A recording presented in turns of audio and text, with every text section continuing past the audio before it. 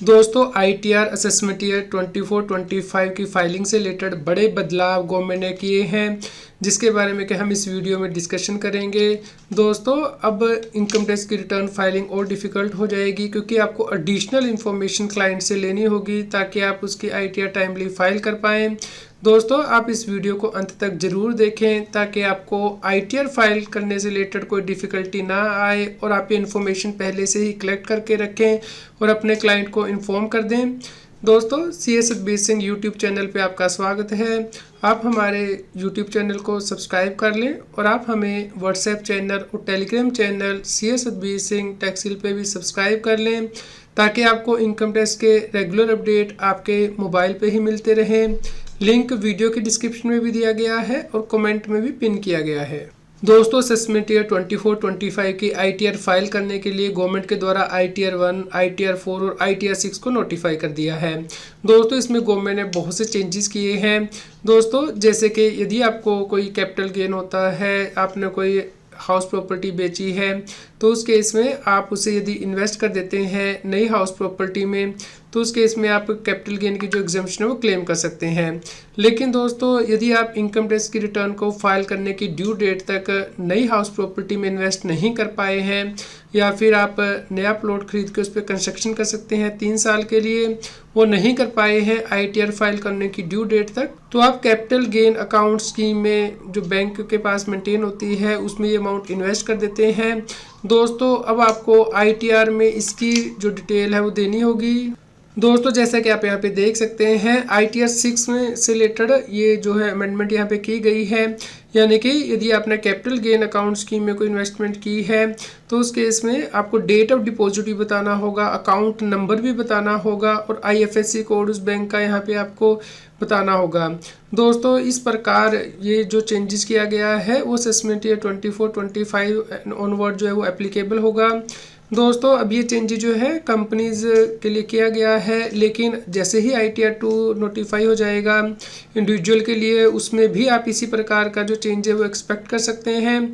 तो इस प्रकार अब आपको क्लाइंट से इन्फॉर्मेशन लेनी होगी कि उसने जो कैपिटल गेन अकाउंट स्कीम में इन्वेस्टमेंट की है किस बैंक में की है, उसका IFSC कोड क्या है, उसका अकाउंट नंबर क्या है और डेट ऑफ डिपॉजिट क्या है। दोस्तों पहले यहाँ पे सिर्फ आपको अमाउंट डिपॉजिट ही मेंशन करना होता था, लेकिन अभी एडिशनल डिटेल गवर्नमेंट के द्वारा मांगी गई है। इस प्रकार आप गवर्नमेंट ये वेरीफाई कर सकती है कि जो आपने amount capital gain account scheme में इन्वेस्ट किया था वो किस बैंक में किया था और क्या आपने उस पर्पज़ से इसे यूटिलाइज़ किया है जिस पर्पज़ के लिए ये इन्वेस्ट किया गया था।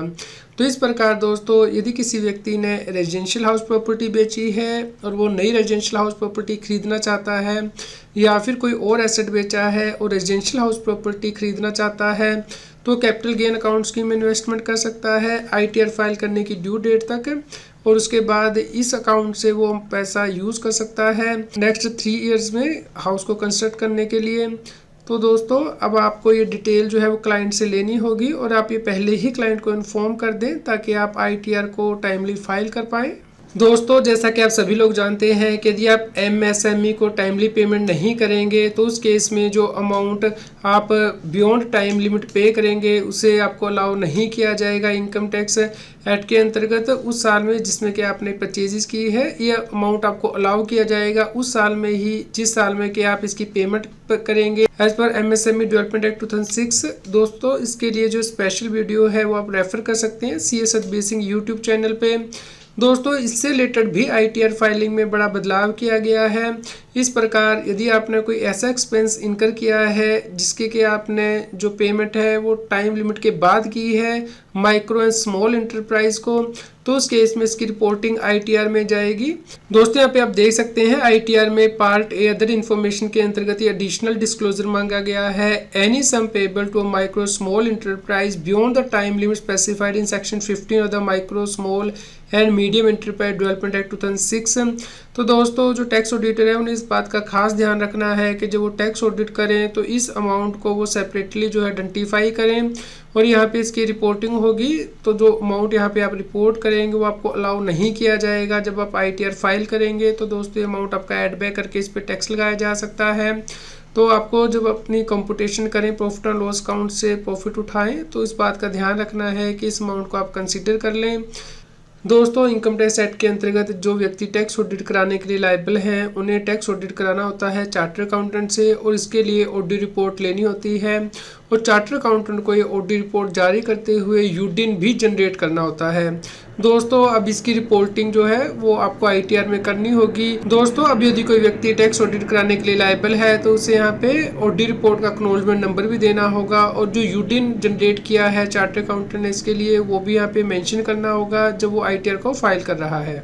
दोस्तों जो व्यक्ति टैक्स ऑडिट कराने के लिए लायबल होंगे और टैक्स ऑडिट कराएंगे उन्हें आईटीआर में टिक भी करना होगा कि वो टैक्स ऑडिट क्यों करवा रहे हैं। क्या उनकी सेल, टर्नओवर या ग्रोस रिसीट स्पेसिफाई लिमिट से ज़्यादा हो गई है जो कि सेक्शन 44AB में दी गई है, या फिर एसएससी सेक्शन 44BB के अंतर्गत आता है लेकिन वो प्रिजम्पटिव बेसिस पे अपनी इनकम ऑफर नहीं कर रहा है इसलिए टैक्स ऑडिट करा रहा है, या फिर एसएससी 44BBB के अंतर्गत आता है और प्रिजम्पटिव बेसिस पे अपनी इनकम को ऑफर नहीं कर रहा है इसलिए वो टैक्स ऑडिट करा रहा है। दोस्तों यदि आपको ऑनलाइन गेम से कोई इनकम होगी तो इसके लिए सेपरेटली आपको आईटीआर में डिस्क्लोजर करना होगा, क्योंकि अब इसके ऊपर सेपरेट जो है इनकम टैक्स लगता है और टीडीएस भी सेपरेटली करता है।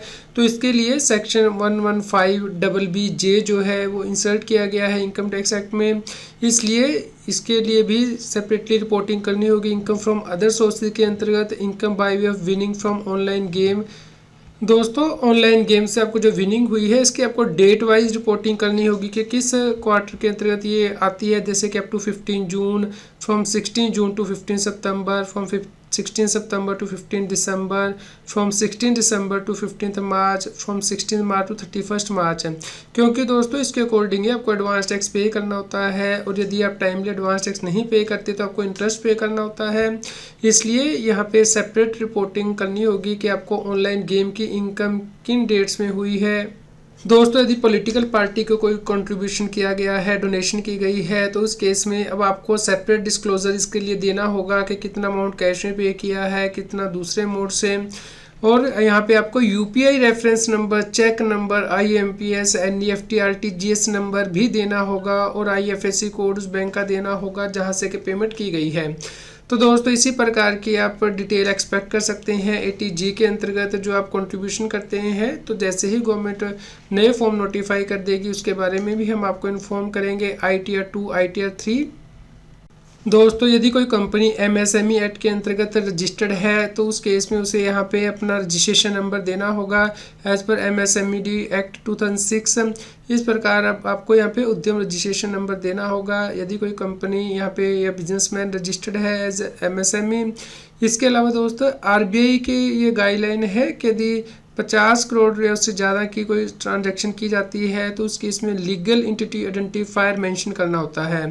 तो यहाँ पे यदि कंपनी 50 करोड़ या उससे ज़्यादा का रिफंड क्लेम करेगी तो उसे यहाँ पे LEI नंबर भी देना होगा अपनी ITR को फाइल करते हुए। दोस्तों इसी प्रकार की जानकारी हम आपसे शेयर करेंगे जब गवर्नमेंट दूसरे फॉर्म नोटिफाई कर देगी, यानी कि ITR 2, ITR 3, ITR 5 एक्स्ट्रा।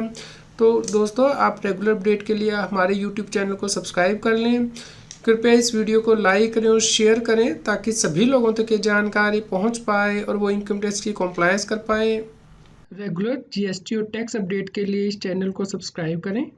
आप हमें Telegram app CA Satbir Singh Taxil पर ज्वाइन कर सकते हैं ताकि आप GST और इनकम टैक्स के रेगुलर अपडेट अपने मोबाइल पर ही प्राप्त कर सकें।